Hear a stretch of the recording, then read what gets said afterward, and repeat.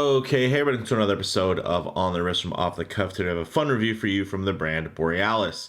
A little bit about them. They were founded back in 2013, and they're a micro brand with a nice vintage aesthetic, focusing on updating classics of the past while taking advantage of today's modern manufacturing improvements. This actually is kind of a dual watch in that it has dive watch characteristics as well as traveler's watch characteristics. So you're going to get a screw down crown, which is great, tough, legible, but instead of a dive time bezel, you're going to be getting a 24-hour scale rotating bezel. And you're also going to get that extra hand, of course, so you can track secondary or tertiary time zones. This is their Seastorm Mark II GMT Pepsi with the no date option, and it's a blank pawn 50 fathoms inspired diver, now enhanced with GMT capabilities. If you guys have watched the channel, you know that I did a prototype preview of this particular model a while back when they were still doing workups. That's typically kind of how it goes for Borealis. They'll do a lot of kind of pre-promotion while they are getting all the production together, and they end up typically selling out before the production models ever even hit.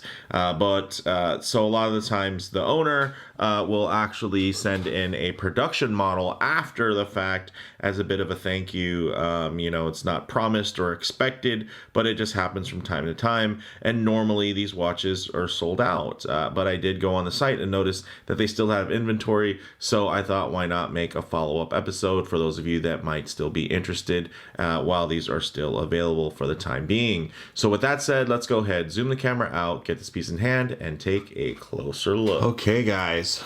Well, this is obviously a good looking watch, and you guys know, if you're big fans of Random Rob or Jody,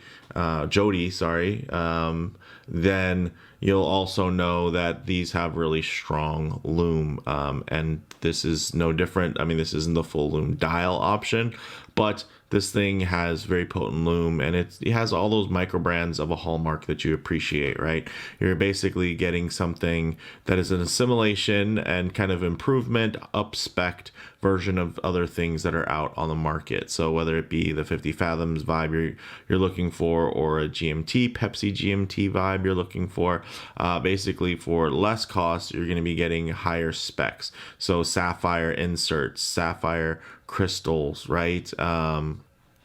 Nice fine bevels, extra water resistance, 300 meters or 30 atmospheres, signed screw down crowns, screw in links on bracelets, milled bracelets. So these are things that, again, you don't always get from a lot of the mainstream brands, which is why micro brands like Borealis, tend to do so well and have garnered such long lasting followings.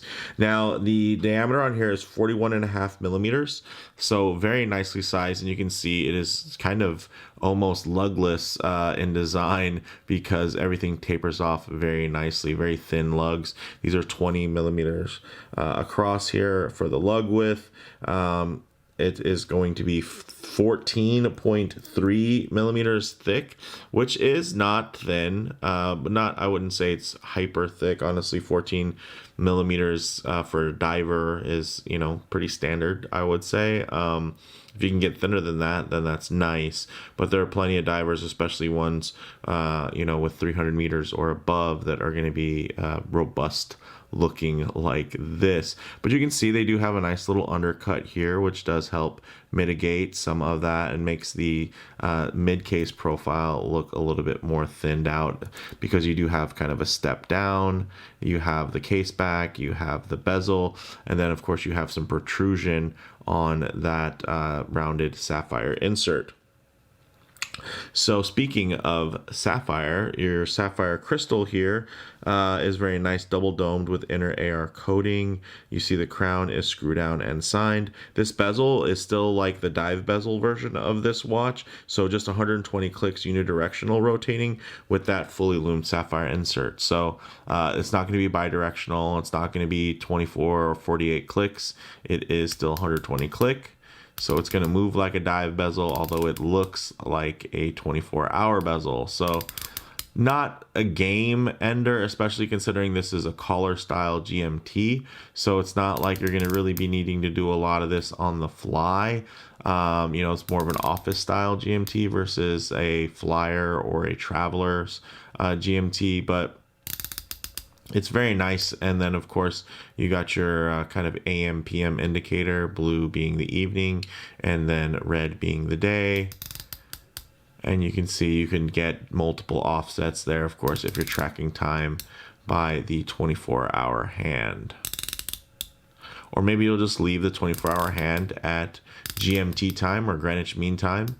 And you just need to know that so you can, let's say, use your scales and you know which areas and locations are plus or minus that GMT time. You pretty much will be able to time anything if you do that. Or you might leave that at your home position. Or for me, my best use for a caller's GMT is for me being on the West Coast. I will of course have the local hours done with the main hand, and then secondary I can put, you know, Japan time, I can put New York time, just so that basically I'll know what time it is before I make a correspondence with somebody. So making a call, shooting an email, looking for a follow-up on an order or something like that, you know, as a consumer, not as a YouTuber. It's nice to know those other things. And then, you know, of course, for day jobs and whatnot, if you're dealing with clients that are in the East Coast, it's nice to be able to track that. So that is a really, really helpful complication to have, even though the you know, the setup is slightly less intuitive than you would get from, you know, more high-end true travelers slash flyers style GMT. Now, and when I say true, I'm not saying that this is an untrue GMT. It's just saying one is truly for travelers in terms of the style and the functionality, while this is truly better for an office or somebody who's making calls. So with that said, let's actually get into a couple more of these details. You have this great matte black dial. Everything is printed in those indices, but that is also really thickly applied lume, which we'll definitely get to, which is BGW9 Swiss Super Luminova. You got 30 ATM or 300 meters of water resistance, 20 millimeter lugs, and they even have drilled holes, so that will make strap changes even easier. You have this great stainless steel bracelet. It's all solid. It has a nice taper down from 20 to 18 millimeters, so a bit of a mild taper. Flip lock clasp, fully milled, and of course signed with that Borealis B. So let's actually get this piece on the wrist and see how it wears. Okay guys, as you can see on my 7.5-inch wrist, really nice, well centered. It is going to be riding a bit tall, pretty proud on the wrist there, but it still has nice contours and I think is still quite comfortable. It does have this really nice short links here, so it is nicely articulated and it does wrap around the wrist well, so it does help, you know, keep that thing tethered on there, and it doesn't let kind of the top heavy nature get away from you by any means. But if I was to lift my wrist up closer to the camera, you're going to get a bit of lens distortion. It's going to make the watch appear visually much bigger. So what I like to do is just kind of keep my wrist nice and low here, and then what I'll do is I'll tighten up the frame so you guys can still get a detailed view, but just get a bit of a truer aspect ratio of how this might lay on your own wrist. So you can see, you know, it's not overly large, it's not cumbersome by any means, but I will say that it is visually a bit heavier, top heavy, and a lot of it has to do with that bezel. Of course, it does have the crystal that protrudes, and the bezel itself with the grips that are up there just pretty much on that upper edge. It just kind of creates an extra face and a little bit of a flat plane that is going to kind of give you a little bit of a extra side slab there on the bezel. But you can see here, as you look at it, doesn't really, you know, not super noticeable, quite smooth, quite natural, and of course, nice contrast all the way around. So with that said, let's actually get this piece off the wrist, set up for some Lume shots, low light transition, and closing thoughts. Okay, let's go ahead and hit the lights here. Oh, wow.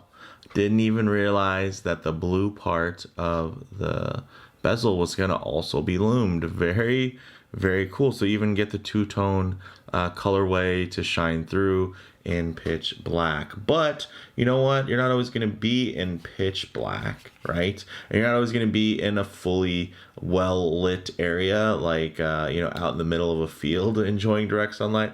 A lot of times you're going to find yourself coming in and out of buildings, walking underneath overhangs, maybe hanging out underneath the shade of a tree, or just spending some time in your favorite automobile. So it's nice to see what these colors, textures, and finishes render like in less than optimal lighting, to even include some harsh lighting, which typically could expose some type of production defects. But you can see here that the light glides very uniformly over that nice brushing, and you can see the matte and kind of solid colors you're getting on this piece, whether they be the solid colors in that glossy bezel insert or the solid matte black on the dial.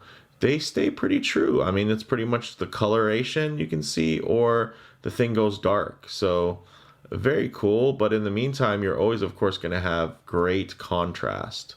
So it's always going to be really ultimately legible. I mean, this lume is potent, guys. Wow. Look at that. I mean, this has already been running for, a whole minute and 40 something seconds with the lights out, and it is still pumping away. So very cool. And you can see even in that kind of transitional mixture of lighting, there's not a point where things wash out. It just stays high contrast all the way through. So nicely thought out, nicely executed on their part. Very impressive. All right, guys. So on the closing thoughts. On the wrist, guys, very classic proportions, of course. It wears well. Taller height definitely flows with the tool watch aesthetic. So this is going to feel a little bit less dressy, maybe slightly less versatile because of that thickness. More on the dedicated sports side, but the refinements are more so kind of in the vintage aesthetic, but not necessarily in some of the proportions. Now, in terms of model variants, definitely check for current availability on their site down in the description links below. And then in terms of comparable models, this is cheaper than the Seiko 5 GMT with better technical specs, right? Like the screw pins, fully milled clasp, screw down crown, signed, 300 meters of water resistance, right? Same movement, but you're getting sapphire crystal, sapphire bezel insert. You're getting a ton of lume as well. So there's a lot to like here for sure. So it's definitely a busy and tenuous space to have a mechanical GMT right now, which it was kind of used to be unheard of, right, at this price point. So this definitely is a handsome addition, kind of within that mechanical GMT diver space, and it's actually also quite affordable at just $399. So for me, I think I might throw this on a rubber strap, maybe a tropic, maybe even mix it up with like a blue strap and a red strap. I mean, there's just so much fun things you can do with this.